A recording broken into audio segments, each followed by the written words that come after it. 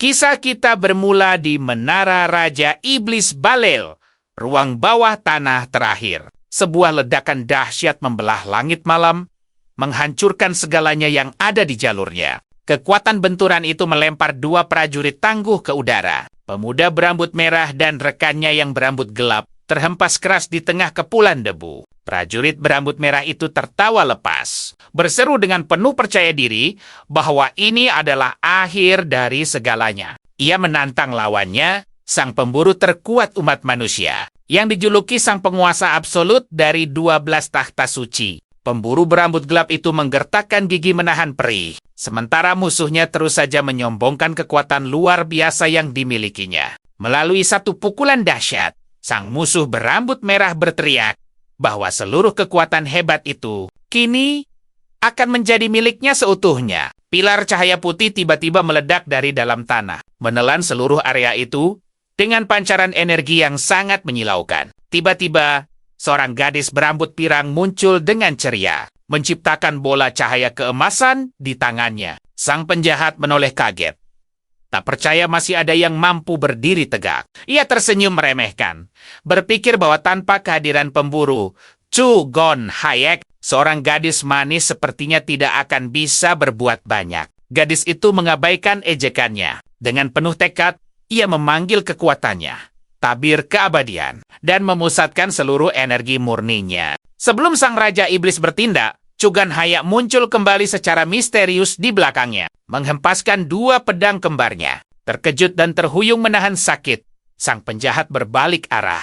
Sama sekali tak mengerti bagaimana sang pemburu masih bertahan di sana. Pahlawan kita tersenyum percaya diri, menyindir bahwa musuhnya selalu saja lengah, terlalu cepat dalam pertarungan. Raja Iblis itu menolak untuk menyerah, berseru bahwa goresan kecil semacam itu tidak akan pernah cukup untuk menjatuhkannya. Tiba-tiba, Raja Iblis menjerit kaget saat merasakan lonjakan energi misterius di sekitarnya. Lingkaran sihir emas mengurungnya, dan ia bertanya-tanya, kapan jebakan brilian itu dipasang? Dari dalam tanah, rantai sihir tebal yang dikenal sebagai rantai suci Glener melesat keluar dengan luar biasa. Rantai-rantai itu melilit tubuh sang penjahat dengan kuat, menguncinya sepenuhnya meski ia meronta hebat untuk melepaskan diri. Tepat di belakang sang pemburu, sesosok bayangan emas raksasa bermanifestasi. Avatar terkuatnya yang gagah bernama Zeus. Raja Iblis mengaum marah.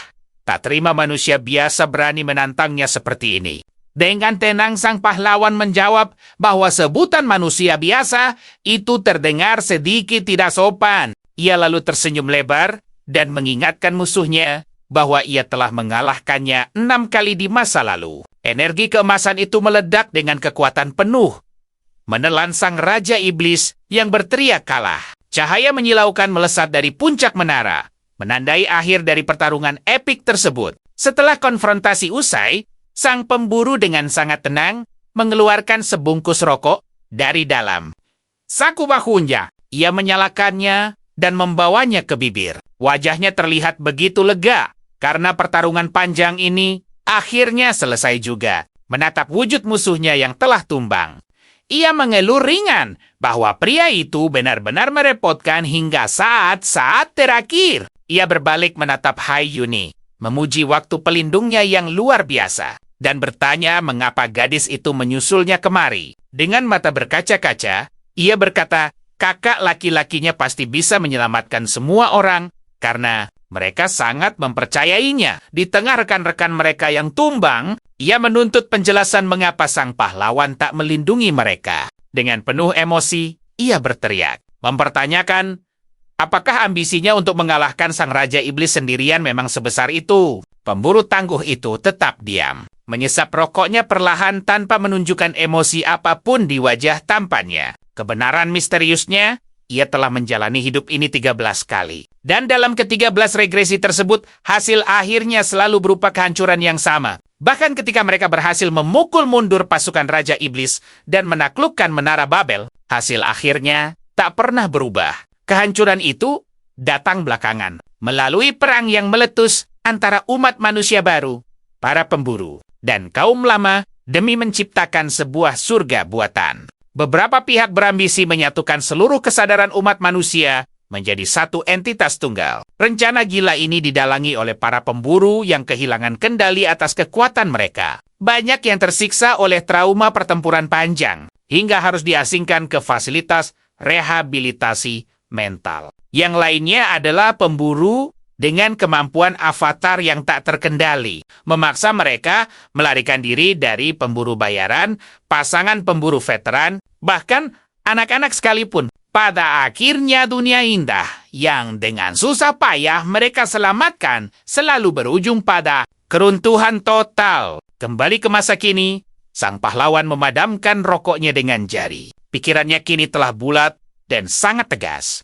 Itulah sebabnya ia harus menghentikan semua pihak, bukan sekadar para iblis, tapi juga para pemburu yang berpotensi menghancurkan masa depan dunia ini. Ia mempererat genggaman pada pedangnya, bertekad kuat menyingkirkan siapa saja yang mengancam masa depan damai mereka, tanpa terkecuali. Mata gadis itu membelalak dalam keterkejutan dan kepanikan luar biasa saat mendengar resolusi tak terduga dari sang pahlawan. Tanpa ragu, ia melesat maju dan melumpuhkan rekannya sendiri dengan satu serangan presisi. Matanya memancarkan cahaya dingin, namun tiba-tiba ia menyadari ada sesuatu yang janggal. Sang pemburu berputar dengan kaget, merasakan hawa keberadaan misterius yang seharusnya sudah lenyap dari tempat itu. Raja Iblis itu muncul kembali, memancarkan energi gelap yang pekat, dan mengejek sang pemuda tangguh atas kemampuannya yang dianggap terbatas. Dengan tatapan meremehkan, ia bertanya apakah pahlawan kita benar-benar yakin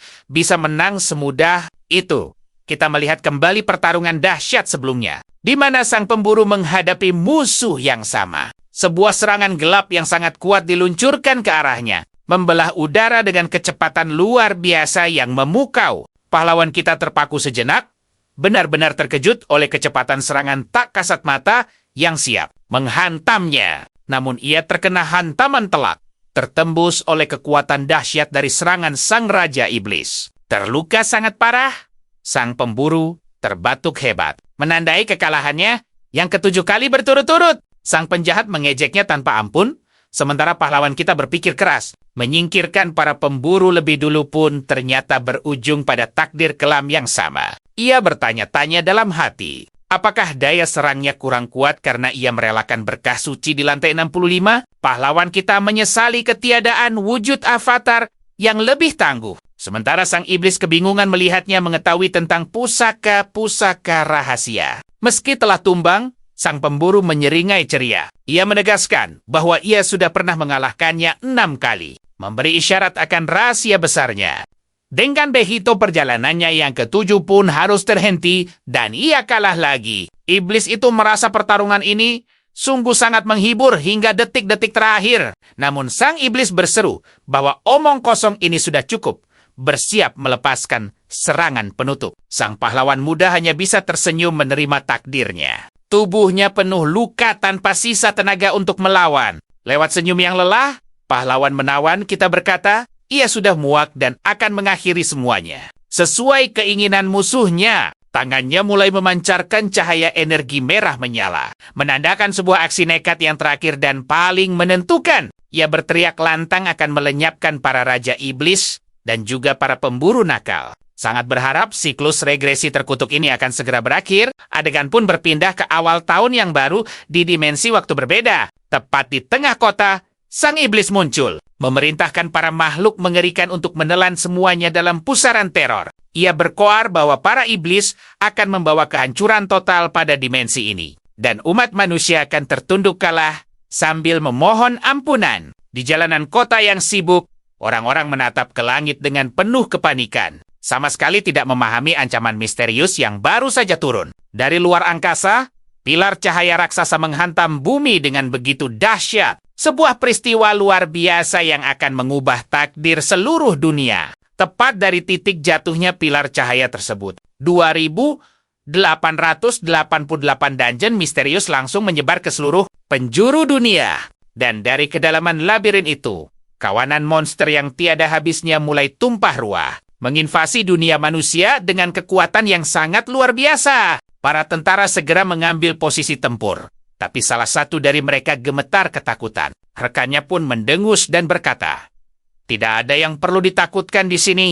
Perintah tembak akhirnya dikumandangkan, dan para prajurit langsung melepaskan rentetan serangan ke arah sosok bayangan di pintu masuk. Dungeon tersebut di medan pertempuran yang kacau. Seekor goblin raksasa menangkis tebasan pedang dengan mudahnya, membuktikan bahwa senjata biasa sama sekali tidak mempan padanya. Makhluk-makhluk ganas itu terus merangsek maju ke arah para prajurit, yang kini berteriak putus asa dan langsung memerintahkan pasukan untuk segera mundur. Persenjataan modern umat manusia tidak mampu melukai monster sama sekali, membuat garis depan terus terpukul mundur hingga tidak ada tempat lagi untuk berlari. Seorang prajurit yang terpojok berteriak histeris saat monster berzirah raksasa bersiap meremukkannya. Namun tiba-tiba saja, sesosok bayangan gesit melompat tepat di atasnya dan menebas makhluk buas itu, menyelamatkan sang prajurit di detik-detik paling kritis. Prajurit itu menatap penuh decak kagum, persis ketika umat manusia sedang ditekan oleh rasa putus asa yang menyelimuti. Sesuatu akhirnya berubah. Orang-orang istimewa yang dijuluki pemburu tiba-tiba muncul untuk menantang para monster itu menggunakan kekuatan super yang sangat menakjubkan. Mereka adalah manusia-manusia bangkit yang mengendalikan wujud avatar bervariasi, mulai dari dewa hingga pahlawan legendaris, memamerkan kekuatan yang sungguh tiada tara. Berkat bantuan memukau para pemburu, umat manusia memulai serangan balasan mereka, menaklukkan labirin-labirin itu, meskipun harus menelan hingga 1 miliar pengorbanan besar. Akan tetapi, tepat saat mereka bersorak merayakan kemenangan, salah satu pria menatap terkejut ketika sebuah kejadian yang sangat tidak masuk akal tiba-tiba muncul. Sebuah jendela sistem ajaib mendadak muncul, mengumumkan bahwa fase tutorial kini telah selesai, membuat semua orang yang melihatnya terdiam dalam kebingungan total. Prajurit itu sungguh tidak percaya dengan matanya, menyadari peperangan dahsyat barusan hanyalah sebuah permulaan. Cahaya sangat menyilaukan membelah langit, dan sebuah suara penuh wibawa memanggil umat manusia di bumi. Para pria itu mendongak ke atas, masih dilanda rasa bingung luar biasa oleh pesan tutorial tersebut dan sangat cemas akan apa yang menanti mereka. Sesosok makhluk anggun memperkenalkan dirinya sebagai Malaikat Agung Medatron dan memohon bantuan, menjelaskan bahwa ia sudah kehabisan tenaga untuk menahan para penjajah. Sosok bercahaya itu dengan lembut menegaskan bahwa itulah alasan utama mengapa mereka sangat membutuhkan tekad dan bantuan dari umat manusia. Sang malaikat menjelaskan, para pemburu terpilih wajib berangkat menuju dungeon terakhir bernama Babel dan menaklukkan Raja Iblis di puncak tertingginya. Jika menara tersebut gagal ditaklukkan dalam batas waktu 20 tahun, monster-monster yang jauh lebih mengerikan akan lepas dan meluluh lantakan seluruh dimensi ini. Namun ia tersenyum, mengatakan bahwa secercah harapan masih ada. Para pemburu bisa tumbuh semakin kuat di dalam Babel berkat dukungan suci dari para malaikat. Diberkati oleh kekuatan para dewa, sang malaikat agung berjanji bahwa mereka tidak akan pernah dibiarkan berjuang sendirian dalam perjalanan yang mendebarkan ini. Berkah surgawi diturunkan kepada semua orang, menandai dimulainya misi mulia menyelamatkan umat manusia. Kembali ke medan pertempuran, sang pemburu muda berteriak pada pasukan belakang, seraya memprotes bahwa serangan mereka bahkan tidak bisa menggores kulit iblis buas itu. Sang penyihir dengan ceria membalas bahwa ia sudah mengerahkan seluruh kemampuan terbaiknya. Sementara rekan lainnya mulai panik memikirkan nasib barisan belakang mereka. Makhluk raksasa itu menerkam dengan serangan yang sungguh dahsyat. Mau tak mau, para pemburu terpaksa menghindar mundur dengan panik demi menyelamatkan diri. Masing-masing, sang pemburu remaja menolak keras untuk menyerah begitu saja di tempat suram ini. Tekadnya menyala terang untuk bertahan dengan cara apapun. Tepat pada detik menegangkan itu, sebuah kilatan cahaya intens memancar tajam dari kedua matanya, menandakan sebuah kebangkitan yang tiba-tiba terjadi. Ia menghentakkan kakinya dengan sangat gagah hingga meretakkan tanah di bawahnya, bersiap untuk sebuah pergerakan super kilat. Namun sungguh di luar dugaan, ia malah kehilangan keseimbangannya dan terlempar jauh ke belakang secara dramatis. Saat ia terjatuh dengan konyolnya, salah satu rekan seperjuangannya menjerit panik, menyuruh pemuda itu untuk segera bangkit berdiri. Belum sempat ia bereaksi membalas, Bayangan monster raksasa itu sudah menjulang mengerikan di belakangnya. Bersiap untuk mengakhiri pertarungan ini. Suara rekannya kembali menggema dengan lantang. Bertanya dengan jengkel sampai kapan ia akan terus rebahan santai di atas tanah dingin itu. Rekan pemburu berjas itu menghela napas penuh rasa frustrasi. Sementara rekannya yang berambut pirang hanya menatap dengan kebingungan. Monster Minotaur itu menggertakkan giginya dengan keras. Matanya memancarkan aura merah menyala yang mengerikan. Bersiap untuk melancarkan serangan dahsyat. Di tengah kekacauan, para pemburu berteriak panik. Mereka memerintahkan semua orang untuk segera mundur saat makhluk itu menerjang tanpa ampun. Sang pemuda yang terbaring menyadari bahwa ia hampir saja tumbang seketika.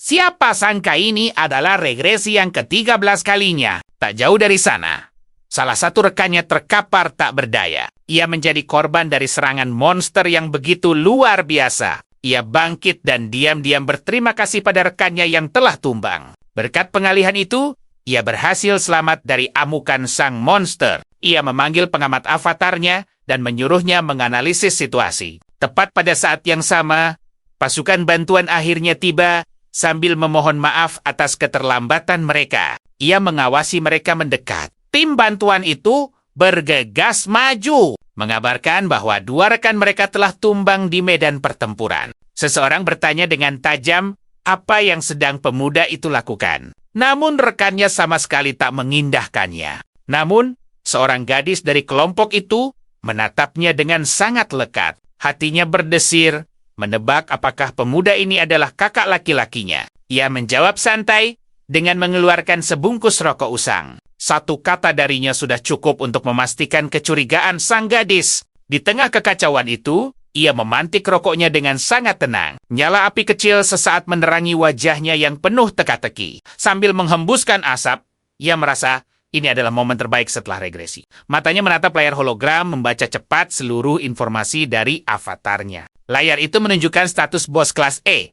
Seekor Minotaur yang mengamuk, lengkap dengan 8 penjaga depan dan 4 penjaga belakang. Selain kehadiran sang gadis di sana, Hayuni memanggil sang kakak dengan wajah penuh keterkejutan. Gadis itu segera berlari menghampirinya, memperingatkan betapa berbahayanya tempat itu dan menyuruhnya segera berlindung. Di saat yang sama, seorang rekan berteriak memarahinya. Ia menyuruh pemuda itu berhenti bercanda dan segera membantu melawan sang monster. Pemburu itu menatapnya dengan sorot mata penuh amarah. Ia benar-benar tak habis pikir dengan sikap santai pemuda tersebut. Ia membentak, mempertanyakan bagaimana bisa seseorang merokok dengan santai di tengah pertempuran. Yang genting ini. Dengan tenang pemuda itu berjanji akan mengalahkan makhluk itu dalam 2 menit. Sang rekan berteriak memintanya berhenti membual, memperingatkan bahwa ia bisa celaka. Sama sekali tak gentar oleh ancaman itu, pemuda ini kembali menghisap rokoknya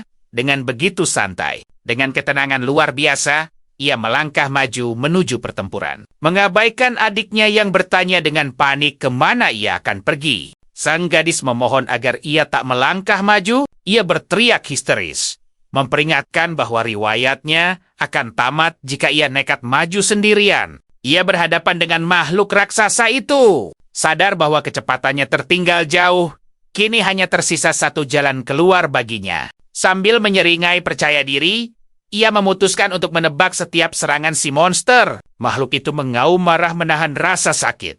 Dengan mata yang menyala tajam, monster itu terhuyung mundur, memegangi luka yang sangat dalam di bagian dadanya. Terkejut melihat serangan tak terduga itu, sebuah senyum optimis mengembang di wajah sang pemburu saat ia mengamati reaksi monster yang terluka. Memanfaatkan celah tersebut, pemuda itu langsung melesat. Ia melancarkan pukulan kilat yang begitu akurat tepat sasaran. Monster itu meraung menahan sakit. Dalam keputusasaan, ia mencoba mencengkeram penyerangnya dengan tangannya yang terluka parah.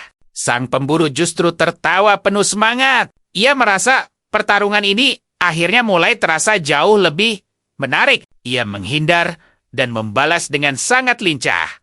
Meski satu serangan sempat menggores wajahnya. Melompat ke atas monster, ia mengejek kebodohan makhluk itu. Dengan tekad bulat, ia bersumpah akan menumbangkan monster itu lewat satu serangan telak yang membelah udara. Sambil mencengkeram tanduknya, ia menyebut makhluk itu menyedihkan. Ia tak habis pikir bagaimana orang bisa kesulitan melawan musuh yang begitu lemah. Namun tiba-tiba, raut wajahnya berubah drastis. Ia baru sadar ada sesuatu yang sama sekali tidak berjalan sesuai rencananya. Tanpa disangka, monster itu membalas. Tanduk yang ia pegang justru menusuk bahunya, membuatnya benar-benar lengah seketika. Ia menggertakkan gigi menahan rasa perih luar biasa. Benturan dari luka tersebut memaksanya untuk segera melompat mundur. Rasa sakit menjalar dari bahunya, membuktikan betapa parahnya serangan kejutan tadi. Meski terluka serius, ia tetap berdiri tegak di atas tubuh monster.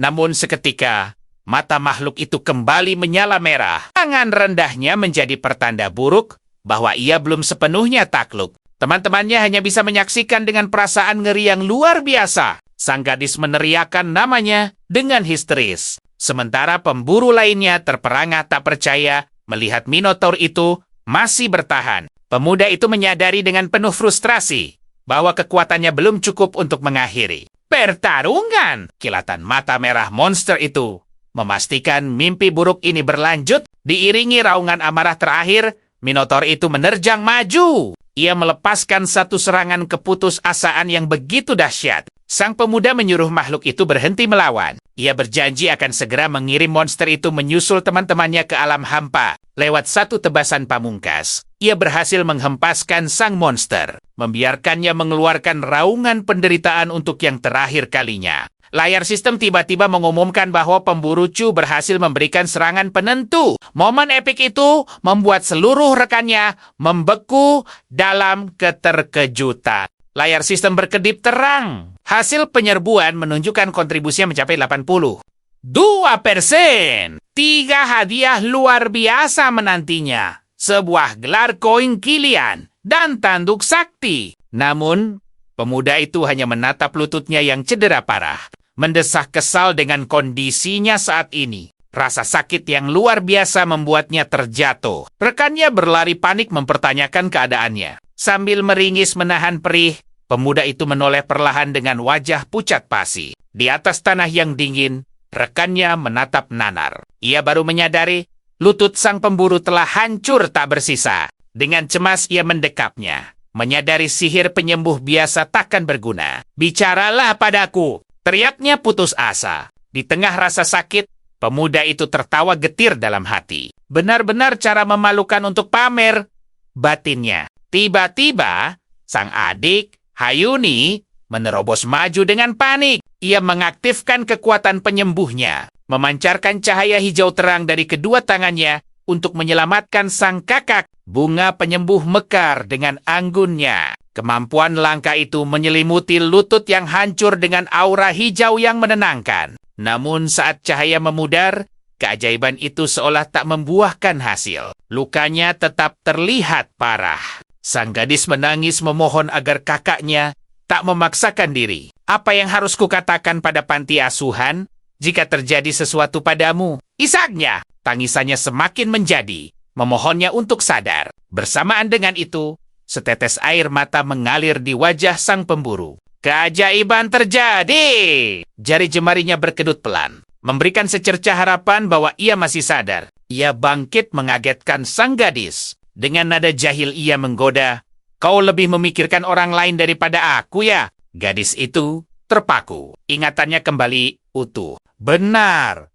Itu Hayuni, gadis manis dan baik hati yang tumbuh bersamanya di panti asuhan yang sama. Di sisi lain, pemimpin penyerbuan, Park Jundi, memuji kerja keras tim dan menyuruh mereka beristirahat sejenak. Setelah yang terluka ditangani, ia mengumumkan tibalah saat yang paling ditunggu. Pembagian hadiah. Sang kapten meminta semua orang memeriksa hasil jarahan mereka masing-masing. Layar hologram berpendar di udara. Jendela hadiah menampilkan koin ungu bercahaya, tanduk Minotaur, serta berbagai material monster berharga lainnya. Dengan mata tajam, pemuda itu meneliti layar sistem, mengamati setiap barang yang dibagikan kepada kelompoknya. Ia berdecak kesal. Sorot matanya meremehkan, menganggap pembagian hadiah ini tak lebih dari lelucon konyol. Sang kapten menantang ucapannya. Tanpa ragu, pemuda itu menjawab lantang, "Kalian membagikan sampah seolah itu harta karun." Dengan gaya arogan namun menawan, Ia mengulurkan tangannya dan menuntut sang kapten menyerahkan koin keahlian miliknya. Koin itu sangat legendaris, mampu memberikan keahlian permanen dan bernilai fantastis di pasaran. Kapten hanya tersenyum kecut, namun rekannya yang berambut pirang meledak dalam amarah. Membentaknya, pria pirang itu maju menantang, menuduhnya mencuri pukulan terakhir pada monster itu demi memonopoli hadiah langka tersebut untuk dirinya sendiri. Bukannya takut, jagoan kita malah maju dan menyentuh dasi pemburu itu. Ia melontarkan pertanyaan aneh yang membingungkan. Sambil menyeringai mengejek, ia berbisik tiap kali kau bicara. Suaranya mirip anak anjing yang menggonggong. Ejekan telak itu memicu amarah luar biasa. Sang pemburu memaki kasar dengan penuh dendam. Di samping mereka, sang adik hanya bisa ternganga melihat sikap berani kakaknya. Dikuasai emosi, pria itu melayangkan tinjunya. Ia bersumpah akan membungkam mulut pemuda itu selamanya. Namun tiba-tiba, bam! Tangan perunggu sang kapten menghentikan pukulan itu di udara. Kapten menyuruhnya tenang. Namun, pemburu pirang itu terbelalak tak percaya. Memprotes campur tangan pemimpinnya, sang jagoan mengamati dengan mata setajam elang. Ia langsung mengenali kekuatan itu. Raksasa perunggu, Park Jundi. Keahlian kulit perunggu legendaris yang mengubah seluruh tubuh menjadi logam keras. Cengkeraman dilepaskan, meninggalkan memar di tangan rekannya. Sang kapten menunduk meminta maaf pada pemuda itu. Mengakui keserakahannya sendiri. Karena aturan sistem mutlak berdasarkan kontribusi. Ia pun menyodorkan koin keahlian serangan telak itu. Mengakui bahwa harta tersebut memang pantas menjadi milik sang pemburu. Sambil tersenyum puas, pemuda itu mengambil koin dari tangan logam sang kapten. Menerima haknya tanpa ragu sedikit pun. Tanpa membuang waktu, ia menggandeng adiknya dan melangkah pergi, meninggalkan sang kapten yang menahan kekesalan di wajahnya. Salah satu rekan mereka, Park Sangman, berbalik. Ia meneriakkan nama kaptennya dengan nada penuh kekecewaan. Dengan amarah memuncak, ia mencengkeram kerah kapten, menuntut penjelasan apakah atasannya itu paham betapa mahalnya koin tersebut. Sangman terus mengamuk. Tak terima barang berharga itu diberikan begitu saja. Anggota tim lainnya buru-buru melerai dan menyuruhnya berhenti. Sang kapten tertawa canggung mencoba mencairkan suasana. Ia mengingatkan bahwa mereka semua adalah rekan seperjuangan. Jadi tak perlu meledak-ledak. Dengan senyum ketenangan yang dipaksakan, ia bersiap membeberkan alasan di balik keputusannya pada pria yang masih naik pitam itu. Ia berdalih ini sama sekali bukan masalah pribadi. Dirinya hanya bertindak mematuhi aturan pembagian sistem yang berlaku. Park Sangman terdiam kaku. Tubuhnya bergetar menahan amarah yang meletup-letup. Kehabisan kata-kata untuk mendebat sang kapten. Perlahan ia melepaskan kerah itu, namun menatapnya tajam. Jangan bertingkah sombong hanya karena kau punya beberapa keahlian, ancamnya penuh sinis. Pria itu menunjuk tepat ke wajah kapten, memberi peringatan bahwa suatu saat nanti seseorang akan menghancurkan kepala logamnya itu. Tak puas sampai di situ, ia menoleh ke arah pemuda dan adiknya yang menjauh. Meneriakkan sumpah serapah, melampiaskan sisa kemarahannya pada mereka. Rekannya memperingatkan, di dunia ini orang saling menjatuhkan demi koin dan sisa makanan. Namun, sang protagonis hanya santai membersihkan telinganya. Ia melanjutkan ceramahnya, mengingatkan tentang para hunter gagal yang kini terpuruk dan lenyap. Di luar sana, Sangman menutup ucapannya dengan tegas. Mereka harus mengubah sikap dan membuang keserakahan jika tidak ingin berujung pada nasib kelam. Gadis itu bertanya cemas pada kakaknya. Ia takut rumor buruk yang beredar akan membuat mereka didepak dari tim raid. Dengan tatapan dingin ia membalas, itu sama sekali tidak penting. Aku memang tidak berniat terus bersama para pecundang itu. Ia meyakinkan sang adik.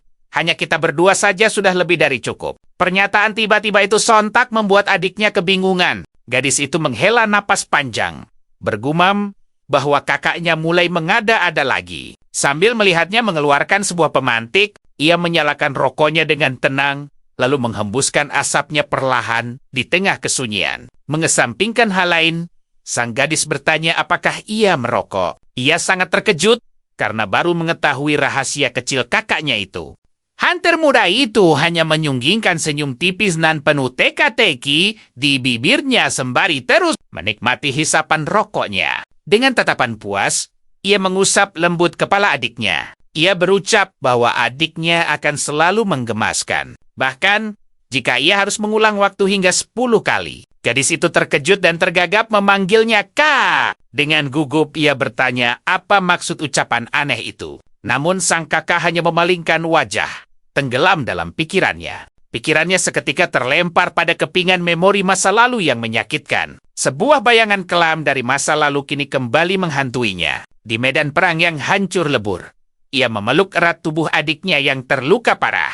Dalam ingatan itu, air mata kesedihan mengalir, seiring cahaya kehidupannya yang perlahan meredup dalam dekapannya. Kembali ke masa kini, ia berjanji dalam hati dengan tekad membara. Kali ini, segalanya pasti akan berbeda. Sambil menatapnya dengan raut wajah yang penuh misteri, ia bertanya-tanya dalam hati, kapan tiba saatnya ia bisa membawa adiknya pergi dari tempat berbahaya ini? Sementara itu, kembali ke panti asuhan di tengah malam yang sunyi. Sebuah suara tiba-tiba memanggil wujud avatar bernama Aaris. Seorang anak laki-laki tertawa riang saat dilempar ke udara oleh sosok berambut pirang. Shangga Avatar, anak-anak lain pun tampak melayang di udara, menikmati permainan magis yang sangat menyenangkan itu. Salah satu dari mereka memperingatkan kalau Kak Yoni bisa marah, namun yang lain membalas santai. Tiba-tiba Yoni muncul, mengomeli anak-anak itu karena berani menggunakan kekuatan mereka di sana.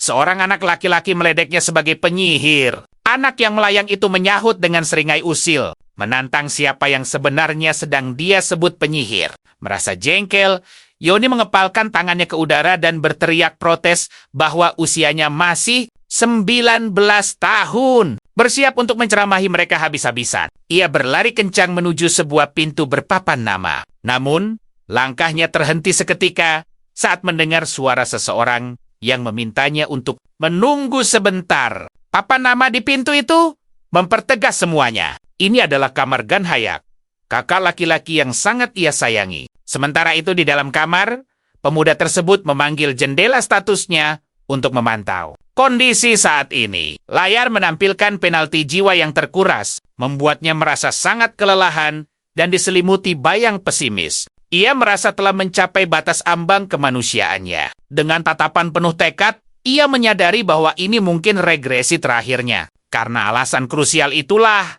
ia sama sekali tidak boleh gagal. Ia pun mengaktifkan kemampuan avatar pengamat miliknya. Ia teringat jelas bahwa koin-koin dibagi berdasarkan warna dan juga tingkatannya. Wujud avatarnya bermanifestasi tepat di hadapannya. Ia merenungkan fakta bahwa baik Hunter maupun avatar memiliki potensi tersembunyi yang luar biasa. Potensi ini hanya bisa dibangkitkan menggunakan koin. Oleh karena itu, tidak ada cara mutlak untuk menggunakannya. Karena hasil akhirnya adalah sebuah misteri. Namun pada regresi ke-13 ini, semua pengalaman yang terkumpul mengubah segalanya. Ia tersenyum penuh percaya diri. Karena kini ia bisa melihat satu jawaban yang paling tepat. 82 koin telah siap digunakan. Jendela sistem mendadak muncul, menanyakan apakah ia ingin menggunakan 82 koin itu untuk memperkuat avatarnya. Ia mengonfirmasinya tanpa ragu. Beberapa notifikasi kenaikan level langsung bermunculan. Ia menghitung nilai 82 koin ungu itu sekitar 32 juta. Ia yakin Yoni pasti akan syok melihat pengeluaran sebesar itu. Avatar mencapai level 9 dan opsi sinkronisasi akhirnya terbuka. Dengan seringai penuh keyakinan, ia memutuskan untuk segera memulai proses sinkronisasi dengan avatarnya. Sosok tersebut menyentuhnya, lalu meminta izin untuk membaca informasinya. Saat proses sinkronisasi mulai berjalan, cahaya biru pekat memancar dari tangan avatar, menyelimuti dada sang hunter muda. Sang avatar tampak terkejut dan kewalahan menerima banjir informasi yang datang secara tiba-tiba. Ia menggenggam erat tangan avatar itu, menyatakan bahwa sama sekali tidak ada waktu untuk membuang keraguan. Pemuda itu menyuruhnya melihat wujud masa depannya melalui celah ingatan. Memaksa koneksi itu terjalin. Visor sosok itu menyala sangat terang, membuktikan bahwa transfer data tersebut berhasil memicu keajaiban. Sebuah notifikasi sistem muncul seketika, memberitahunya bahwa ia baru saja memperoleh skill unik yang luar biasa, yaitu kebangkitan paksa. Avatar itu mengonfirmasi bahwa potensi utamanya telah berhasil diverifikasi, dan wujud asalnya akan segera diperluas hingga melampaui batas. Ia merasa sangat puas. Ia memerintahkannya untuk menghitung masa depan, mempertimbangkan segala situasi, dan berhasil membuka skill kedua, prediksi. Tubuh avatar berkontur tajam saat kemampuannya aktif. Visornya menyala, memancarkan aura kekuatan luar biasa. Selanjutnya, ia memberi perintah mutlak, temukan semua musuh yang bersembunyi, dan tampilkan di peta. Kemampuan ketiga, deteksi, langsung terlepas. Dan beberapa musuh seketika muncul sebagai piramida merah. Karena telah mencapai batasnya, sang avatar memberitahu bahwa dibutuhkan 5 koin spesial untuk bisa membuka kemampuan. Terakhirnya, ia mengamati peta itu dengan senyum kepuasan yang merekah, menyadari bahwa segalanya kini berjalan sempurna sesuai rencananya. Kerja bagus, kawan! Pujinya ceria pada sang avatar. Ia lalu berbalik pergi, meninggalkan sosok itu dalam keheningan. Di bawah langit malam bertabur bintang, panti asuhan Sarah tampak tenang. Namun, sekelompok sosok misterius diam-diam berkumpul di luar. Seseorang menggerutu kesal karena pemuda itu memborong semua koin keahlian. Pria lain dengan kapaknya mendengus remeh, meragukan keberanian rekan-rekannya. Sambil menyeringai, si pembawa kapak berseru penuh tekad. Ia datang khusus untuk menaklukkan sang pemburu muda yang luar biasa itu. Tapi tunggu! Satu anggota tampak gemetar gugup. Ia ingat betul, target mereka baru saja menumbangkan Minotaur raksasa sendirian. Sosok berkerudung menyela licik. Siapapun pasti tumbang jika diserang mendadak, kan? Yang lain pun mengangguk setuju dengan senyum penuh misteri. Salah satu dari mereka meminta sang ketua memamerkan kekuatan legendarisnya. Dengan senyum penuh percaya diri, sang pemimpin pun mengiyakan. Dalam hatinya, pemimpin berkerudung itu tahu pemanggilan ketujuh menara Babel semakin dekat. Ia jelas membutuhkan kekuatan yang lebih dahsyat. Rencana rahasianya adalah menangkap avatar sang gadis. Sosok bersinar dengan kemampuan penyembuhan langka nan berharga. Tidak hanya itu, ia juga mengincar kekuatan dahsyat avatar sang pemburu. Dengan menyerap keduanya, evolusi luar biasa pasti terjadi. Ia mengepalkan tangan penuh tekad, yakin ini tiketnya menuju peringkat B. Namun tiba-tiba, pemimpin itu mengerang kesakitan. Terkejut bukan main. Belum sempat bereaksi, sang pahlawan kita gesit menyerang musuh dari titik buta. Bawahan itu berteriak kaget oleh serangan kilat. Bilah tajam menebas angin dengan indah, menyempurnakan kejutan dari sang pemburu muda. Memutar pisaunya ceria, ia mengeluh jenaka. Otot manusia ternyata lembek ya. Kurang seru saat ditebas, guraunya dengan gaya santai. Pria berkapak menjerit memanggil nama rekannya yang tumbang, Juno. Matanya membelalak tak percaya, dipenuhi amarah yang mulai membara. Pria berambut merah itu nekat menerjang maju. Tapi sang pemburu muda menangkis pukulannya dengan sangat santai. Penyerang itu menyeringai lebar, mengejeknya sebagai pencuri. Ternyata, rumor itu benar. Kau sungguh punya nyali yang besar, serunya lantang. Ia meremehkan pemuda itu yang dianggap terlalu lemah. Namun, sang tokoh utama hanya tertawa renyah. Kalau cuma mau adu otot, mending kau ikut klub sumo saja sana. Dengan gerakan akrobatik memukau, ia melompati lawannya. Ayunan musuh meleset total dan menghantam tanah dengan suara ledakan dahsyat. Ia tersenyum mengingat regresi menguras fisiknya. Tapi setelah ratusan tahun, ini sudah pengalaman ke-13 kalinya bangkit kembali.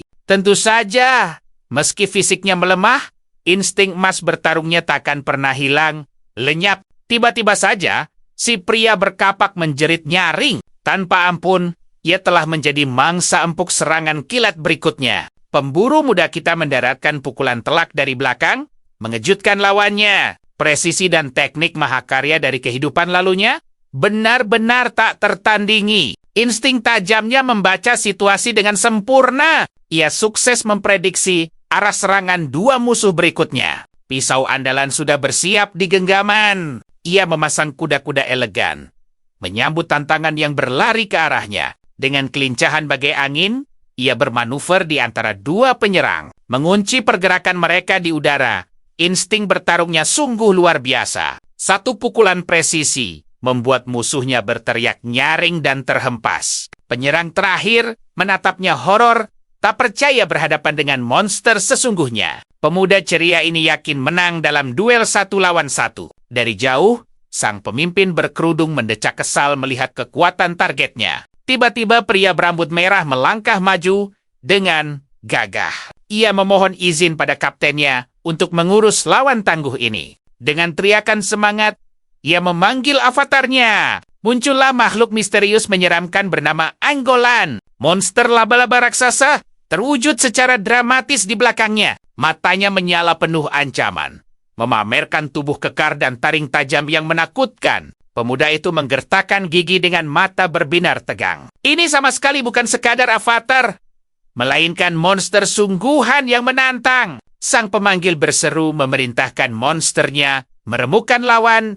Makhluk raksasa itu pun melompat ganas, memulai serangannya yang mematikan. Dengan penuh gairah, ia menyuruh monsternya mencakar habis sang musuh. Namun sungguh mengejutkan, senyum percaya diri justru terukir di wajah sang pemburu muda. Tanpa ragu, ia memanggil avatarnya sendiri, sang pengamat. Sosok itu muncul di belakangnya dalam keheningan absolut. Visor sang avatar bersinar sangat memukau. Kemampuan prediksi masa depan kini aktif seketika. Antar muka hologram canggih menganalisis arah serangan. Perhitungan takdir masa depan diselesaikan dengan sangat sempurna. Hologram menunjukkan garis lintasan merah tepat ke kepalanya. Menganggapnya hanya serangan kecepatan biasa, ia menari santai menghindar dari cakar raksasa itu. Lewat senyum sombong nan ceria, ia menantang monster itu menyerang sesuka hati. Gerakannya bagai menari, menghindari setiap amukan dengan elegan. Pemanggil berambut merah menatap tak percaya. Ia menggigit bibir frustrasi.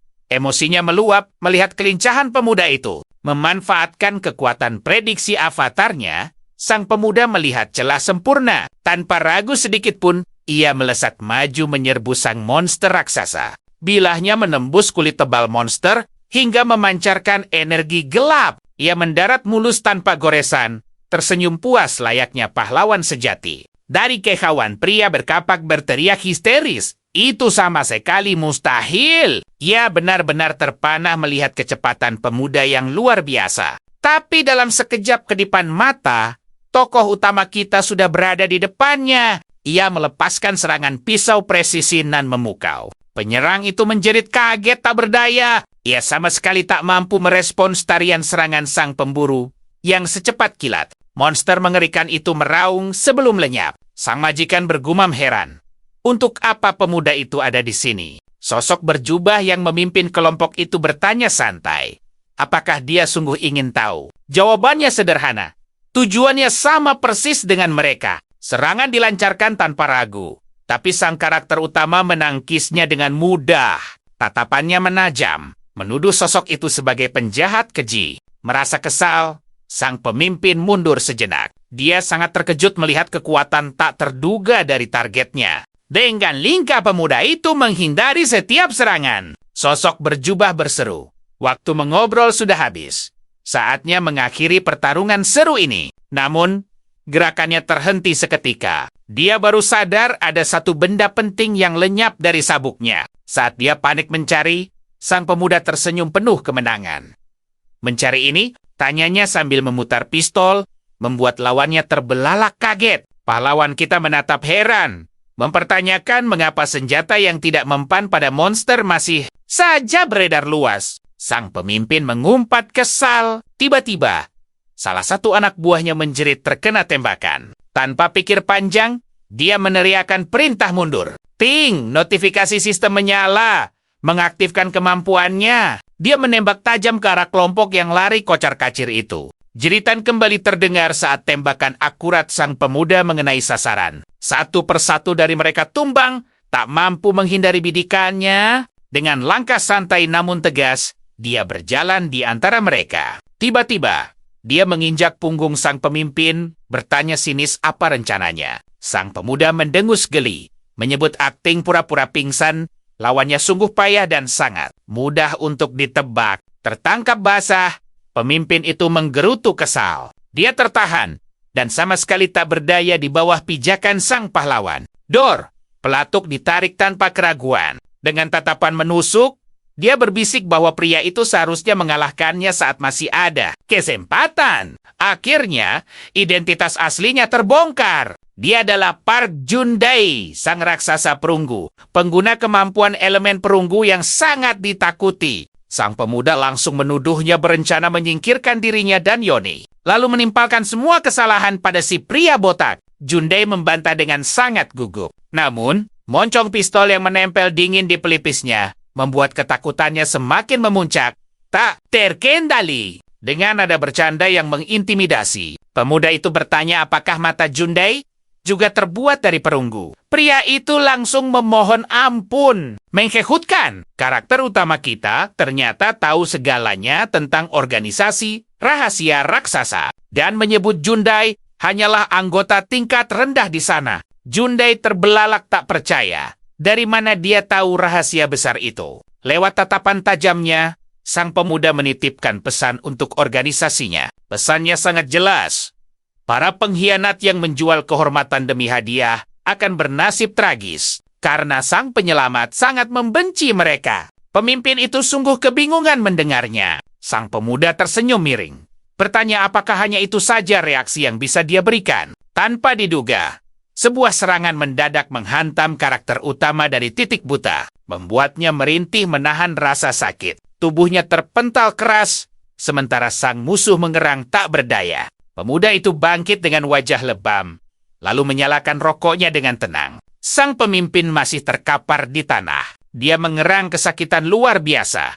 Harga dirinya hancur lebur dalam kekalahan yang mutlak. Pemuda itu mendekat dan melayangkan satu pukulan telak. Mata sang musuh melotot ngeri melihat pantulan moncong senjata yang mengarah padanya. Gemetar hebat di bawah ancaman senjata. Pria congkak itu memohon dengan sangat putus asa demi mempertahankan nyawanya. Dengan wajah yang dipenuhi luka pertarungan, sang pahlawan bertanya dengan nada dingin. Pesan apa yang harus disampaikannya pada organisasi? Dengan suara bergetar, sang pemimpin mengulang pesannya. Para pengkhianat yang menjual harga diri demi hadiah akan menerima akhir yang menyedihkan. Dia menambahkan bahwa sang penyelamat membenci pemain curang. Di tengah anak buahnya yang tumbang, sang pemuda memuji daya ingat musuhnya. Senyum tipis yang misterius menghiasi wajahnya. Dengan satu tendangan keras, dia mengusir pria itu agar segera pergi dari hadapannya. Menjerit ketakutan, pria malang itu tergesa-gesa bangkit.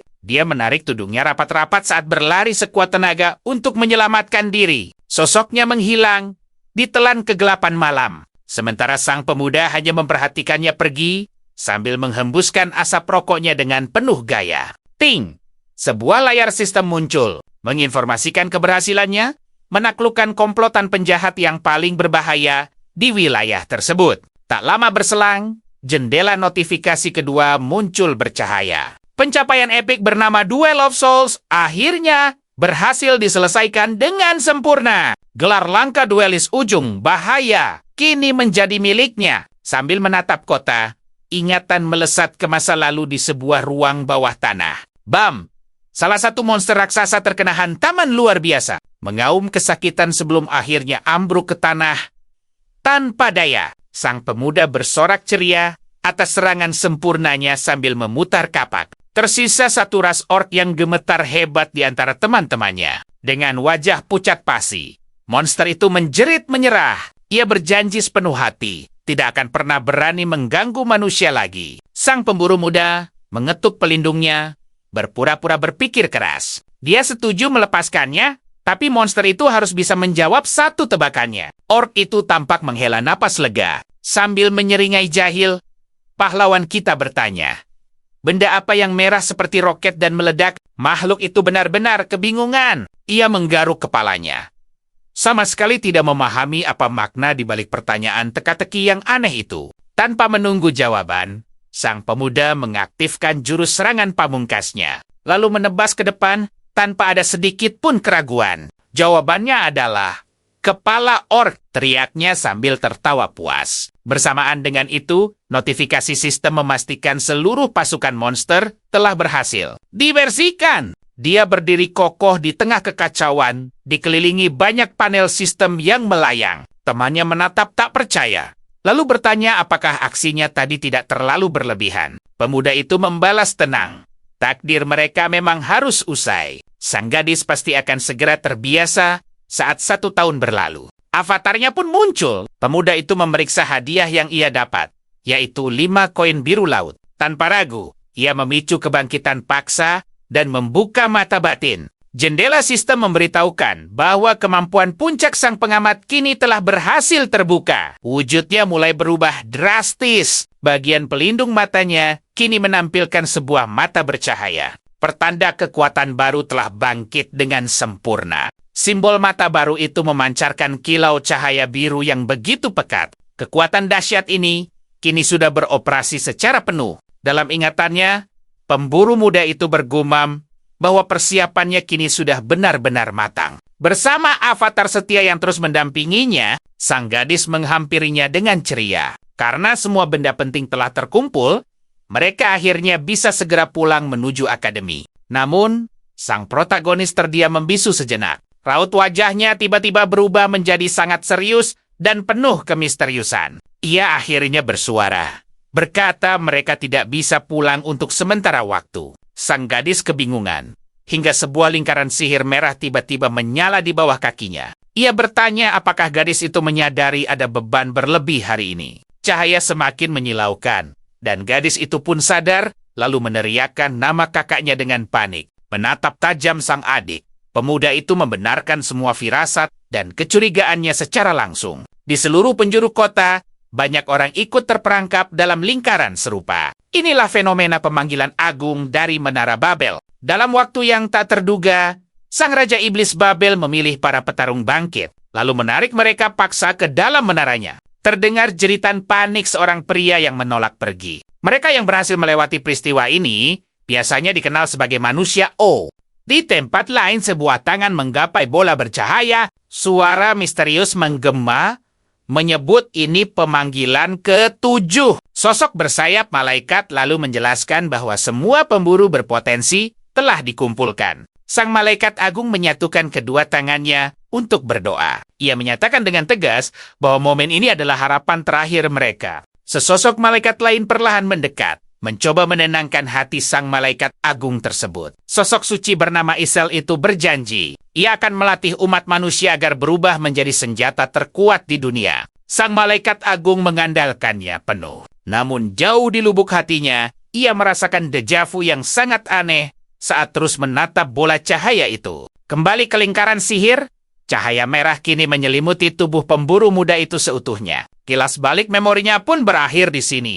Dengan sorot mata penuh tekad baja, ia bersumpah di dalam hati, kali ini, ia pasti akan menyelamatkan dunia tanpa ragu sedikit pun. Suasana pun berganti. Sang adik perempuan perlahan mulai membuka matanya dari tidur panjang. Ia menggumam pelan, mencoba mengumpulkan kembali seluruh kesadarannya. Di sisinya, sang kakak menyambut hangat dan langsung bertanya, apakah adiknya akhirnya telah sadar? Masih dipenuhi tanda tanya.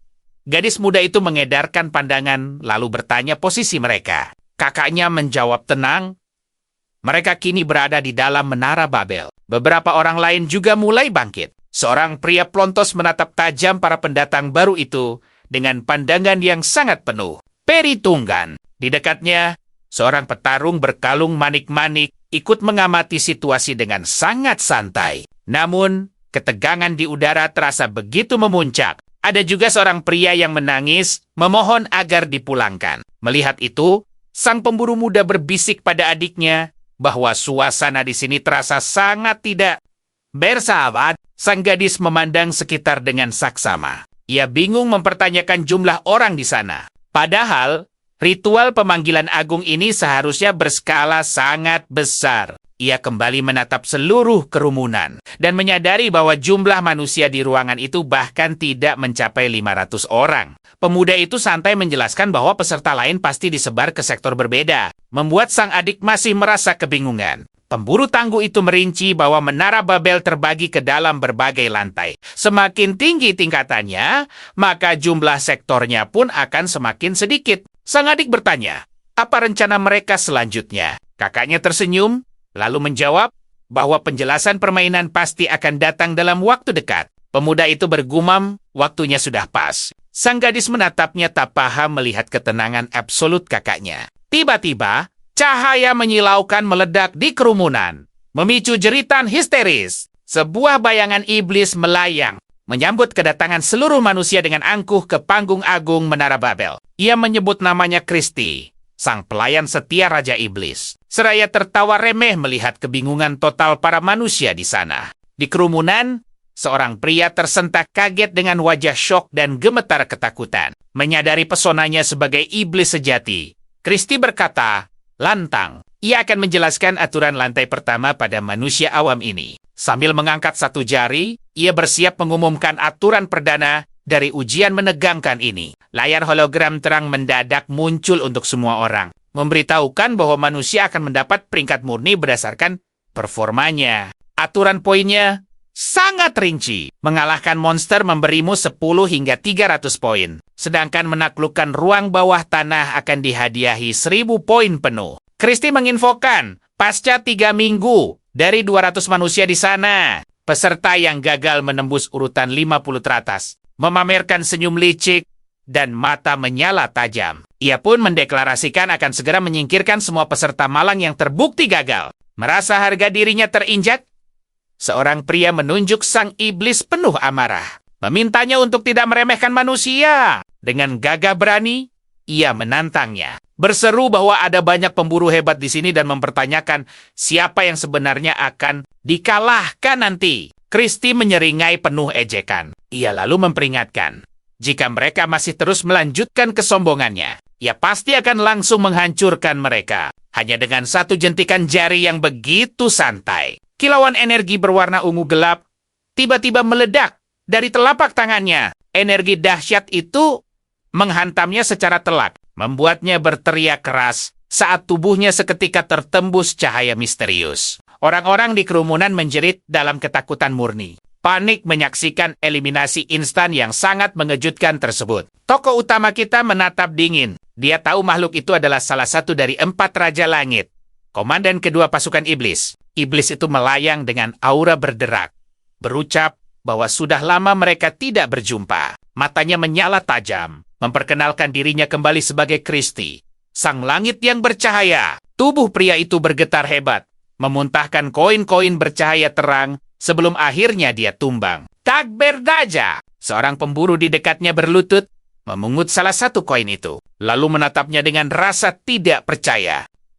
Di sebelahnya, adik perempuan tokoh utama menyaksikan pemandangan itu dengan terkejut. Saat sang iblis mengumumkan aturan kedua, dengan seringai licik, dia menjelaskan akibat jika ada yang gugur di tempat ini. Ternyata, saat seseorang tumbang di dalam menara, mereka akan menjatuhkan 20% koinnya. Kerumunan langsung merangsek maju. Dengan cepat sebuah tangan lincah menyambar salah satu koin yang jatuh ke tanah. Tangan pemburu yang mengambil koin pertama itu langsung diinjak keras. Dia mendongak marah.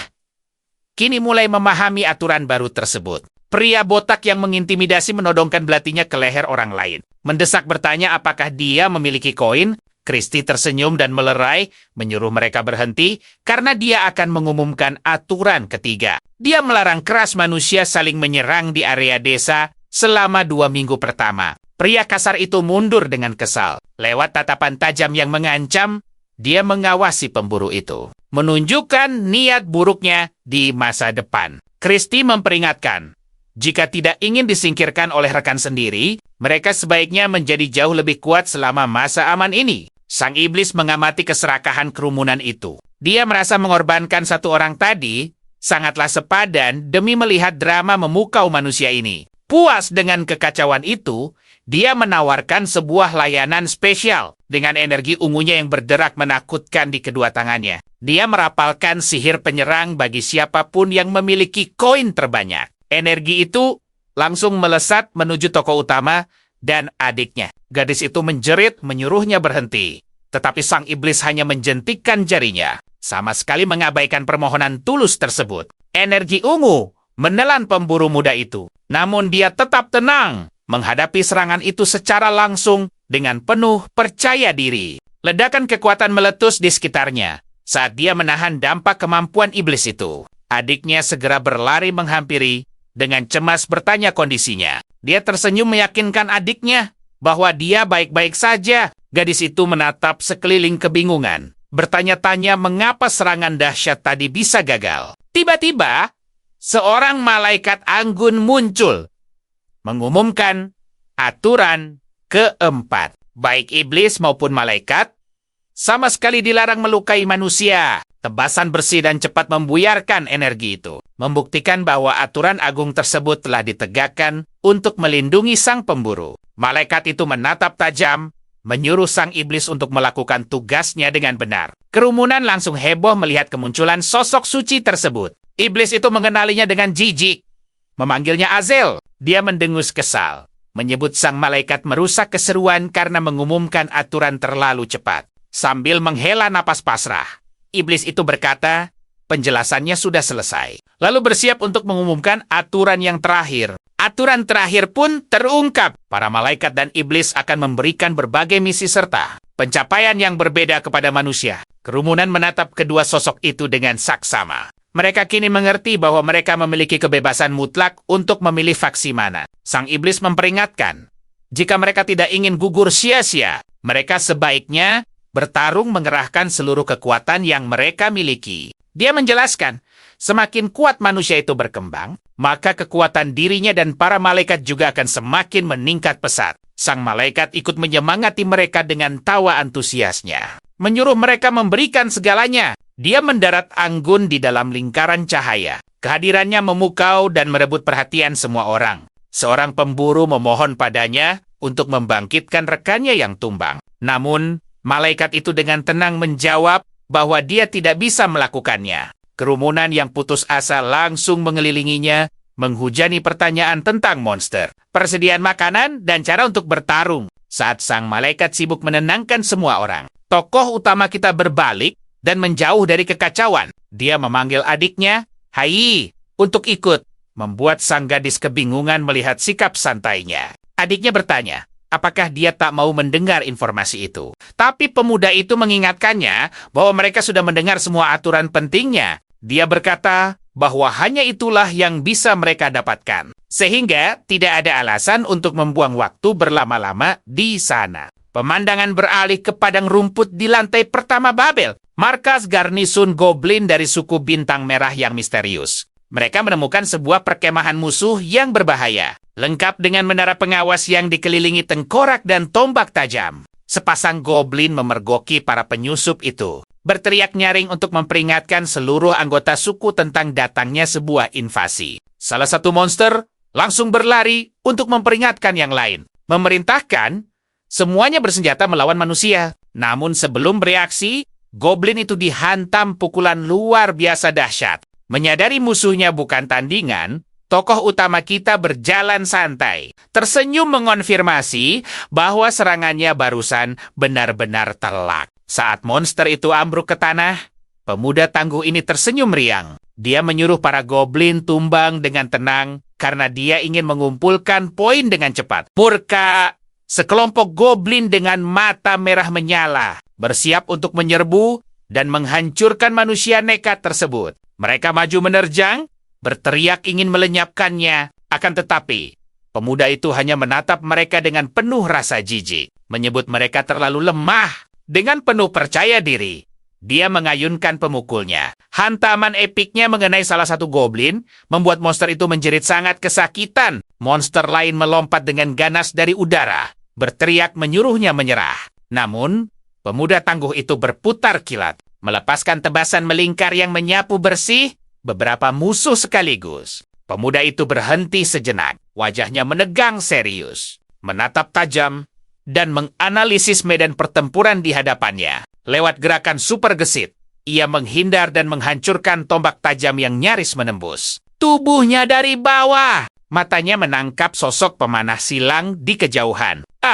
Situasi ini benar-benar mulai terasa sangat merepotkan baginya. Pemanah itu terbelalak tak percaya melihat serangannya meleset. Apakah manusia di depannya ini justru monster sungguhan? Tiba-tiba, adik perempuannya menyergap goblin itu dari belakang. Satu pukulan telak membuatnya menjerit kesakitan. Dengan senyum ceria, gadis itu berseru bangga bahwa ia telah mengalahkan musuh mereka. Sambil memegang panci penggorengan, ia menatap adiknya. Pemuda itu tersenyum memujinya, lalu kembali bertarung dan menghantam monster lain yang mencoba menyelinap ke arah punggungnya. Lewat pergerakan yang sangat cepat dan tanpa ampun, ia terus menumbangkan para goblin yang mengepungnya satu persatu. Goblin terakhir terhempas melayang ke udara akibat pukulan pamungkasnya yang luar biasa. Menjerit keras saat tubuhnya terlempar jauh. Ia menatap tongkat bisbolnya yang retak. Ketahanannya telah menyentuh angka 0. Senjata andalannya kini benar-benar hancur. Di antara tumpukan musuh, ia melempar senjatanya yang rusak, menggerutu kesal pada makhluk lemah yang berlagak sok kuat. Rekannya mendekat membawa panas silang, memuji kekuatan hebatnya. Namun, ia hanya membalas santai bahwa itu bukan hal spesial. Ia buru-buru menyuruh gadis itu memungut barang jarahan agar mereka bisa segera pergi. Sambil kebingungan, gadis itu bertanya mengapa ia sangat terburu-buru. Sementara sang pemuda sibuk memeriksa layar sistemnya. Peta hologram itu menunjukkan bahwa lantai 1 Menara Babel memiliki 7 ruang bawah tanah. Dan 3 diantaranya adalah dungeon utama. Ia menjelaskan bahwa dungeon saluran pembuangan menyimpan ruang rahasia bernama Buayan Pezeron. Dan tempat itu menyimpan kunci yang sangat penting. Menggenggam panas silang, ia menegaskan mereka harus tiba di sana. Sebelum kelompok lain, sang adik menatap curiga pada sosok penuh misteri itu. Akhirnya melontarkan pertanyaan tajam tentang siapa dia sebenarnya. Gadis itu menodongkan panas silang ke punggungnya, menuntut jawaban tegas tentang apa yang terjadi pada kakaknya. Ia membisu sejenak, tatapannya tetap tenang menghadapi ancaman itu. Sang adik berkata bahwa semuanya terasa sangat janggal sejak kejadian aneh di Dungeon Minador. Waktu itu, ia mengingat kakaknya sebagai sosok yang pengecut dan selalu ketakutan. Tapi berhati sangat baik. Sikap dinginnya belakangan ini sama sekali tidak cocok dengan kenangan. Manis tersebut segala tindakannya, seolah ia mengetahui segalanya. Menggiring gadis itu pada satu kesimpulan. Pemuda ini jelas bukan kakaknya. Pemuda itu perlahan menoleh ke arahnya dengan tatapan sendu sebelum menjawab. Mereka berdiri mematung sejenak, membiarkan ketegangan yang menyesakkan dada memuncak di tengah rimbunnya hutan sunyi tersebut. Dengan lembut, ia bertanya, apakah adiknya masih mengingat masa kecil mereka di panti asuhan? Membuat gadis itu seketika lengah. Ia mengenang betapa adiknya selalu berebut ingin berdiri di sampingnya saat berfoto, yang seringkali membuat para guru kerepotan. Gara-gara hal konyol itu, ia sampai dijaili habis-habisan oleh seorang anak laki-laki cemburu. Bernama Chano. Terguncang, sang gadis bersikeras tak mau ditipu.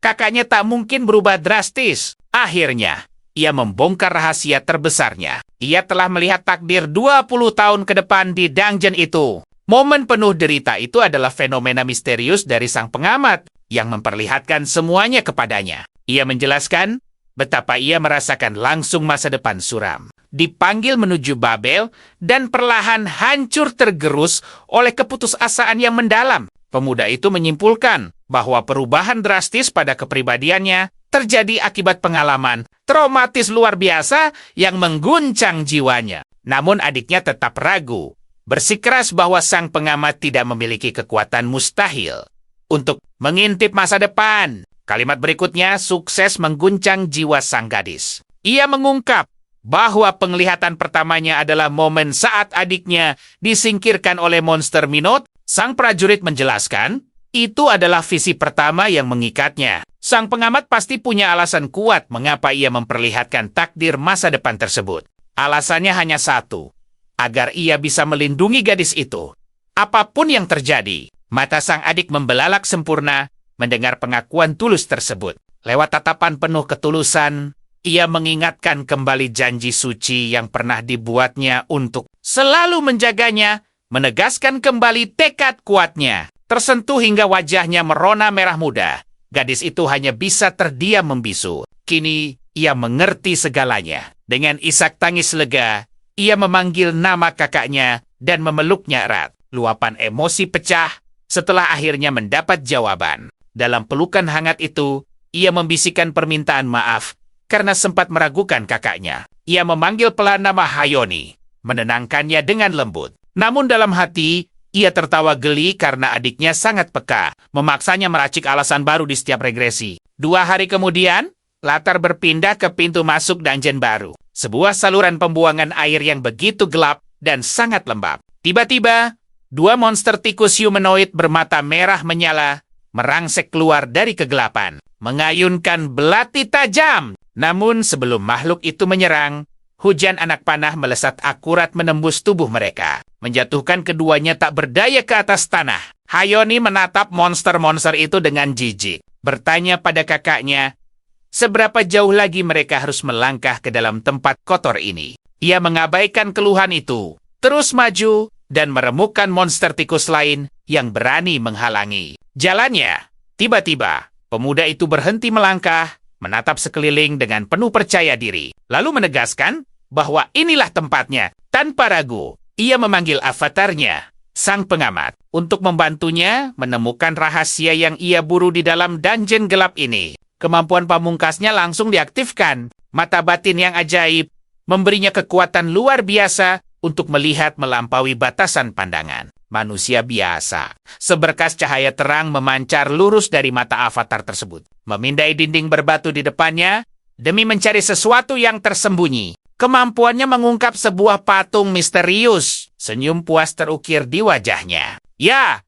ini dia tempat yang ia cari-cari. Sang pemuda mendekati alas patung itu, menemukan sebuah segel rahasia, dan langsung menekan tombol pengaktifannya. Tiba-tiba, layar sistem berkedip, meminta 3 koin untuk membuka tempat suci rahasia. Tanpa ragu sedikit pun, pahlawan muda kita langsung menekan tombol konfirmasi dengan penuh keyakinan. Pedang patung itu memancarkan cahaya terang. Sebuah pesan ajaib memastikan lantai pertama tempat suci telah resmi terbuka. Portal bercahaya terbuka lebar di hadapan mereka, memperlihatkan jalan masuk menuju dimensi rahasia impiannya. Di dalamnya, terdapat ruangan mistis, sebuah altar di tengah memancarkan cahaya lembut yang menenangkan jiwa. Sang adik menatapnya sambil tertawa geli. Berada di sisi kakaknya, keajaiban seperti ini sudah menjadi makanan sehari-hari. Pemuda itu melangkah pasti menuju prasasti batu yang berpendar terang. Matanya terkunci pada satu tujuan besar. Dengan senyum penuh teka-teki, ia berbisik bahwa kejutan selanjutnya pasti akan membuat rahang. Adiknya jatuh. Saat menyentuh prasasti, sistem langsung mengenalinya sebagai pengguna level 1 juga. Dalam sekejap mata, sebuah toko rahasia terbuka, memunculkan antarmuka hologram megah dengan puluhan pusaka melayang. Di dalam toko avatar legendaris seperti Zefro peringkat S+, dan Thor peringkat SS bisa ditukar dengan koin langka. Berbagai buku keahlian tingkat dewa dan harta karun peringkat SS lainnya juga ikut memamerkan harga fantastis mereka. Adiknya melongo kebingungan. Dengan gaya keren yang maksimal, sang kakak menjawab bahwa ini adalah tempat suci Pezarin. Ia menjelaskan kalau ini adalah ruangan rahasia pengubah pemburu menjadi pahlawan legendaris. Sayangnya, tempat ini hanya berlaku bagi si kantong tebal. Jagoan kita melangkah mantap ke mesin penukar koin,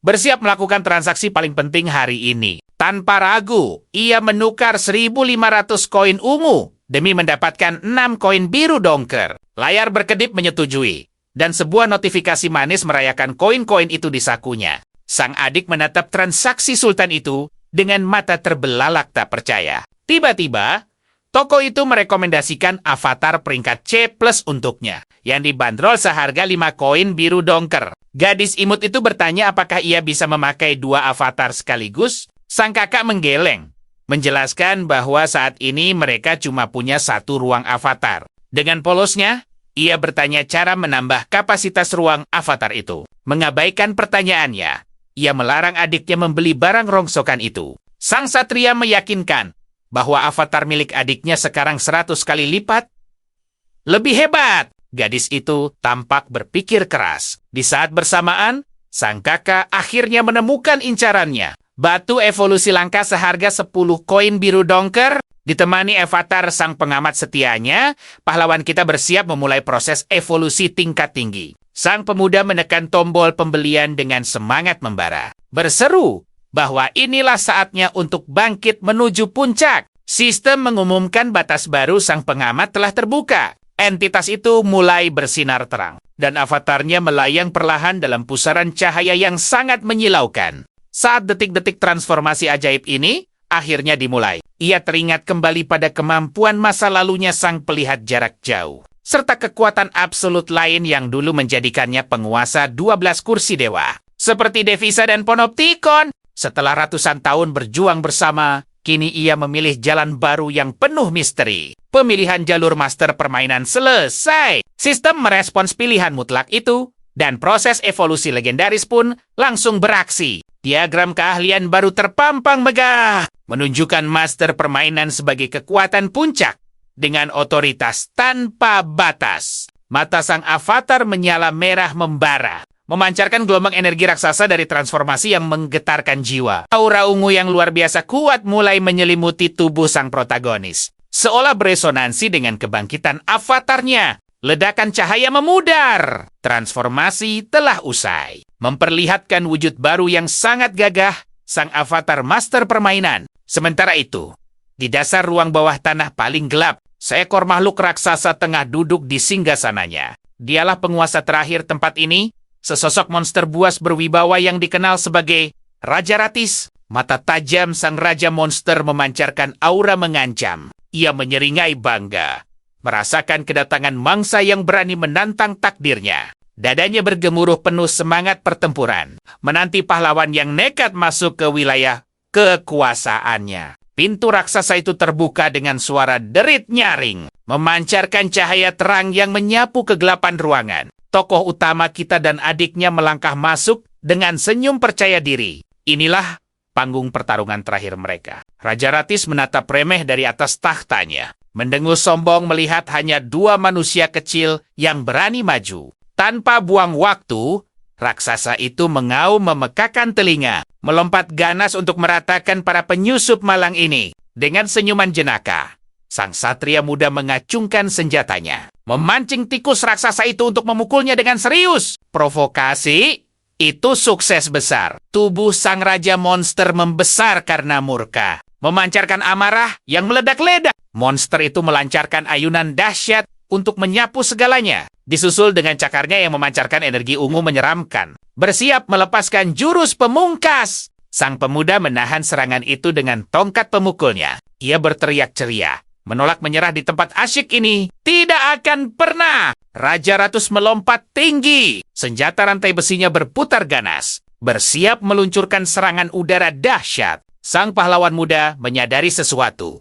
Serangan beruntun ini akan menembus pertahanannya. Matanya menajam, ia menggenggam pemukulnya erat-erat, bersiap mengeksekusi manuver hindaran sempurna. Wes, dengan kelincahan luar biasa, ia berguling ke depan, membiarkan rantai itu menghantam angin kosong. Inilah celahnya. Ia meluncur cepat ke samping, mengayunkan pemukulnya dengan kekuatan penuh tepat ke arah monster itu. Wujud sejati monster itu menyeringai remeh. Gerakan yang bagus, tapi itu takkan cukup untuk menumbangkannya. Makhluk itu melemparkan granat gas beracun, seraya tertawa meremehkan. Dalam sekejap, Raja Ratus melesat bagai bayangan di tengah kepulan asap, menyembunyikan pergerakannya. Kakaknya berseru, panik! Jarak pandangnya sepenuhnya tertutup oleh kabut racun pekat yang kini menyelimuti seluruh ruangan. Pemuda itu berdecak kesal. Pola serangan yang paling merepotkan akhirnya dimulai juga. Tiba-tiba, sebuah cambukan ganas melesat dari balik asap,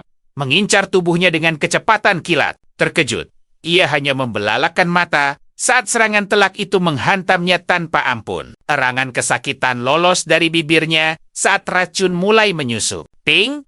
Sistem memperingatkan bahwa racun sedang menyebar, menguras daya tahannya, dan memotong kelincahannya sebesar 30%. Monster itu menatapnya dengan seringai puas. Berdecak meremehkan, melihat kondisi sang pemburu yang kini tersudutkan. Merasa dipermainkan, pemuda itu mencengkeram bahunya yang terluka dan meneriakkan nama kakaknya. Dengan lantang, Yoni, Gadis itu langsung menyadari bahaya racun ganas tersebut. Ia tahu, ia harus bertindak sekarang juga untuk menyelamatkannya. Tanpa membuang waktu, ia memanggil avatarnya. Sesosok dewi tempat suci yang agung pun turun tangan, memancarkan auranya. Kemampuan penyembuhan diaktifkan. Bunga penawar racun mekar dengan indah, membersihkan setiap zat jahat dari tubuh adiknya. Cahaya penyembuhan yang hangat menyelimuti sang pemuda. Layar sistem memastikan bahwa racun tersebut telah sepenuhnya dinetralkan. Kondisinya kembali prima. Dengan tatapan penuh kobaran api,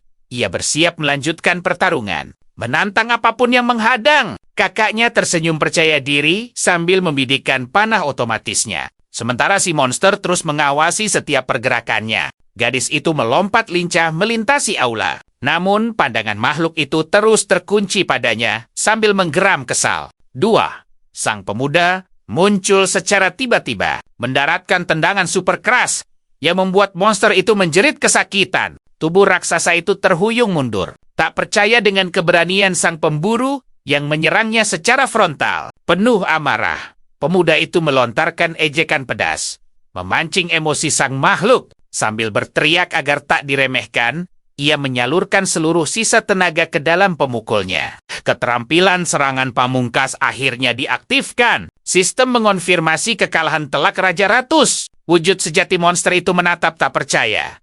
2 pemburu muda ini berhasil menumbangkannya. Meski merasa pertarungan ini cukup menghibur, ia tersenyum sinis dan menyadari sesuatu. Jika hanya ini kekuatan mereka, menaklukkan Babel hanyalah mimpi belaka. Di saat bersamaan, sang tokoh utama mengaktifkan kemampuan mata batin avatarnya. Kemampuan luar biasa itu melacak aura tersembunyi sang Raja Selokan, membongkar identitas aslinya sebagai Syamundi. Sang pahlawan muda menoleh tajam ke arah makhluk itu, menyadari ada misteri besar yang tersembunyi. Terperanjat, Syamundi tak menyangka wujud spiritualnya bisa terlihat. Ia pun mulai bercerita. 400 tahun lalu, sebuah ruang bawah tanah menghancurkan kedamaian dunianya. Bersama 6 pahlawan legendaris lainnya, ia bangkit berjuang melindungi dunianya dengan memanjat menara Babel yang menjulang. Namun sayang, kekuatan Babel terlalu luar biasa. Makhluk itu mengungkap kehancuran total mereka dalam perang tersebut.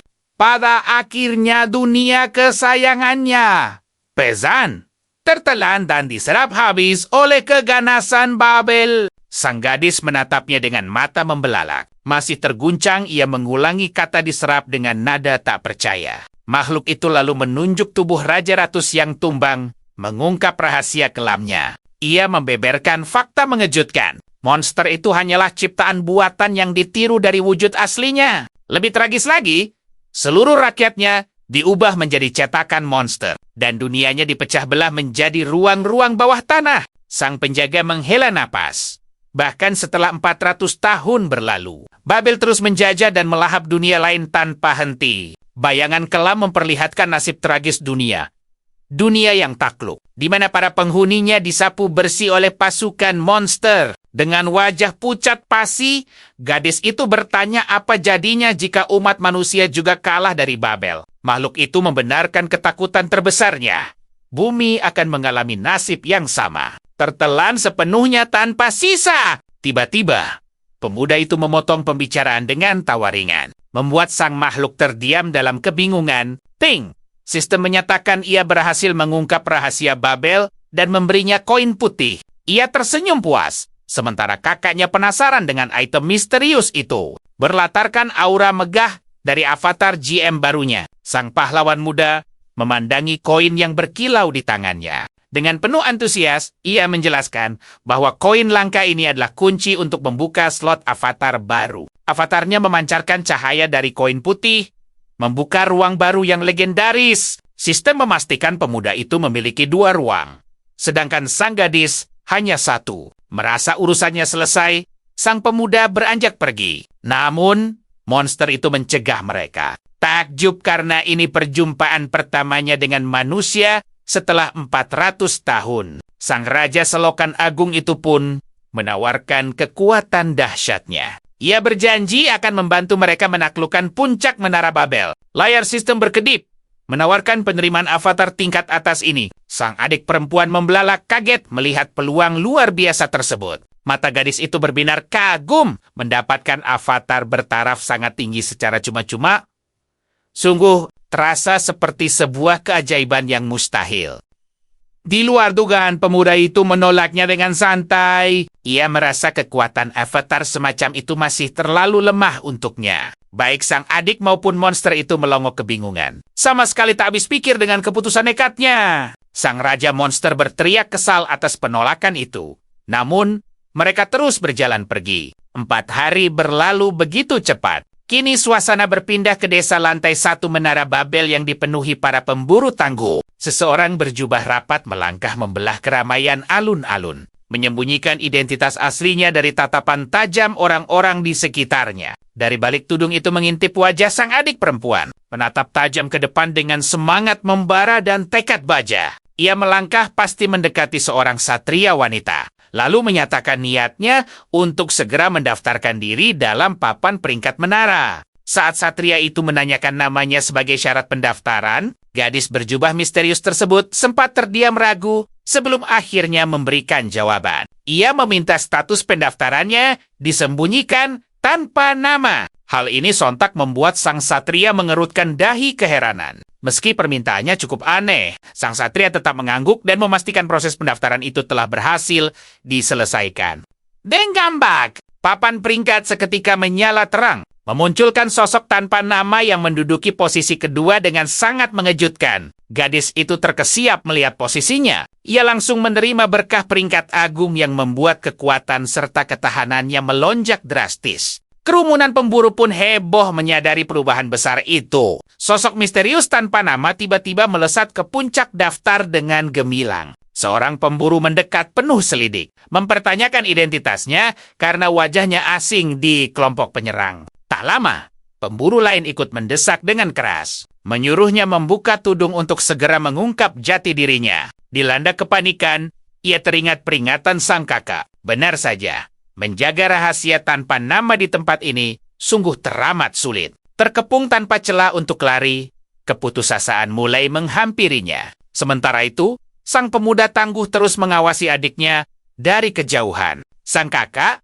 hanya bisa membuang napas panjang. Ia tampak lelah melihat keributan yang baru saja memicu kepanikan adiknya ini. Dengan sorot mata tajam, ia membangkitkan avatar andalannya, sang penguasa sistem. Untuk mengambil alih keadaan, ia lalu memerintahkan entitas itu untuk menyusup ke lantai 1 dan memasukkan skornya sendiri. Entitas tersebut langsung memperluas perizinannya, mengambil alih kendali penuh sebagai pengelola utama dalam sistem menara. Sistem menara mulai memuat ulang data peringkat, namun sebuah peringatan merah mendadak menyala terang di layar utama. Peringatan itu menyatakan bahwa peringkat telah diubah melalui jalur tidak wajar. Hal ini membuat para pemburu saling berpandangan bingung. Angka yang sungguh tidak masuk akal mulai berkedip di layar, mengguncang semua orang dengan lonjakan nilai yang sangat drastis. Peringkat akhir akhirnya ditunjukkan. Pemain berinisial X merebut takhta juara pertama dengan mengantongi lebih dari 13.000 poin. Para petarung itu ternganga tak percaya. Angka fantastis tersebut melampaui gabungan skor dari para pesaing hebat lainnya di sana. Mereka semua bertanya-tanya tentang sosok misterius X ini. Sang gadis pun tersenyum lega, karena kerumunan itu kini melupakannya. Satria wanita dan seorang pemburu di sebelahnya menduga kuat. Mungkinkah skor mustahil ini terjadi akibat kesalahan teknis pada sistem? Namun, sang satria menepis dugaan tersebut. Ia menegaskan bahwa kejanggalan utamanya terletak pada manipulasi proses pendaftaran yang begitu rapi. Matanya memicing tajam menatap layar hologram itu. Ia yakin anomali yang sebenarnya jauh lebih besar dari sekadar angka-angka tersebut. Pertanyaan terbesarnya adalah, kekuatan luar biasa macam apa yang dimiliki sosok pencetak rekor tak terkalahkan ini? Bersembunyi di balik dedaunan, pemuda tangguh itu tersenyum simpul. Ia sangat puas melihat kekacauan epik yang baru saja diciptakannya. Memanfaatkan kehebohan yang terjadi, gadis cerdik itu merasa inilah momen paling tepat untuk menyelinap pergi secara diam-diam. Saat melangkah pergi, kakinya tersandung sesosok tubuh di tanah. Ternyata, itu adalah prajurit kekar yang sedang menderita luka parah. Hatinya tergerak cemas Ia pun bersimpuh dan menanyakan keadaan lukanya yang memprihatinkan. Pria itu menyuruhnya segera pergi karena segalanya sudah terlambat. Namun semangat sang gadis menolak keras untuk mengabaikannya begitu saja. Didorong rasa peduli, ia mengangkat tangannya ke udara. Tenggan mantap!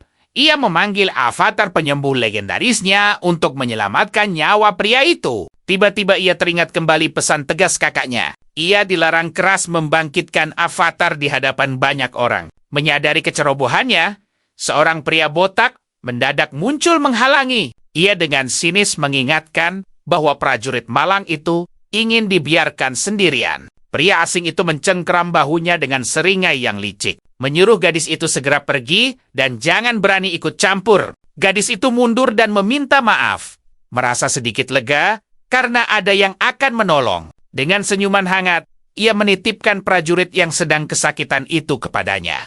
Karena ia sedang terburu-buru untuk segera pergi. Pria kasar itu mengiyakan dengan kilatan mata penuh niat jahat. Berjanji akan mengurusnya. Namun tanpa ragu sedikit pun, ia menendang prajurit malang itu dengan sangat keras. Membongkar niat kejam aslinya. Pria yang terluka parah itu terlempar ke udara. Tubuhnya terhempas pingsan di atas bebatuan keras, tepat di hadapan mata sang gadis. Para pemburu lain langsung mengenali si penyerang. Dia adalah Igor Sibuas, petarung yang kini merosot ke peringkat ke-6. Para penonton memilih mundur teratur. Mereka tahu betul, mencari masalah dengan pria ini sama saja mengundang badai. Igor menyuruh gadis itu segera pergi, karena pria malang di depannya sudah tak berdaya. Dengan senyum penuh kelicikan, ia sesumbar akan menggunakan semua koin berharga milik petarung yang telah tumbang itu untuk bersenang-senang. Namun, alih-alih lari ketakutan, gadis muda berkerudung itu justru tertawa pelan. Sorot matanya memancarkan rasa percaya diri yang luar biasa. Kekuatan psikokinesisnya bangkit. Sebuah energi tak kasat mata langsung menghantam tubuh Igor ke tanah dengan dahsyat. Ia menjerit kesakitan, terjepit, dan kebingungan. Pria botak itu berteriak menanyakan apa yang terjadi. Namun sang gadis hanya menatapnya dengan tenang, mengabaikan pria yang kini tak bisa bergerak itu. Gadis misterius itu lalu mendekati sang petarung yang terluka, dan dengan lembut menawarkan sebuah nasi kepal. Makanan itu bersinar memancarkan aura pemulihan yang hangat.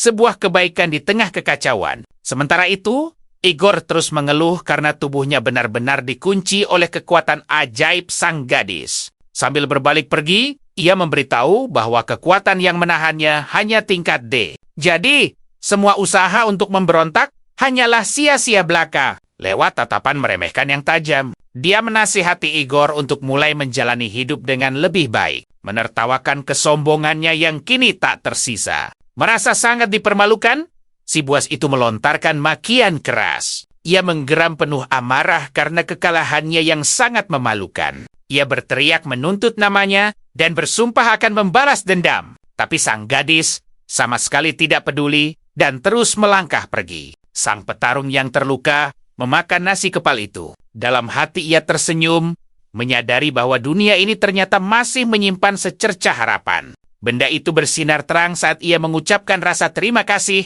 atas kebaikan tersebut. Beberapa waktu kemudian, di area perburuan pinggiran lantai 1 Menara Babel, di sana, di dalam sebuah kabin yang sangat terpencil, terletak markas rahasia milik Igor Sibuas. Setibanya di sana, Igor menendang pintu hingga terbuka lebar dan berteriak memanggil rekannya. Jacob, untuk segera bersiap. Dengan penuh emosi, ia bersumpah akan memburu dan memberi pelajaran paling epik pada gadis yang telah mempermalukannya. Ia lalu bertanya pada rekannya, apakah dia pernah mendengar rumor tentang seorang gadis psikokinesis hebat dari wilayah timur? Karena tidak ada jawaban, Igor kembali berteriak dengan nada kesal, memaksa rekannya untuk segera bangkit dan memulai perburuan mereka. Namun saat melangkah masuk, ia menemukan Jacob terkapar tak berdaya di lantai dengan luka yang parah. Sangat terkejut, si buas itu langsung meneriakkan nama rekannya. Tiba-tiba, ia menyadari sesuatu. Jika markasnya diserang, berarti dialah target utama sang penyusup misterius. Kemarahan yang luar biasa langsung mengubah raut wajahnya. Mengamuk hebat, Igor berteriak menuntut siapa dalang di balik semua ini. Sementara itu, Sang tokoh utama mengawasinya dengan tenang melalui sebuah layar hologram.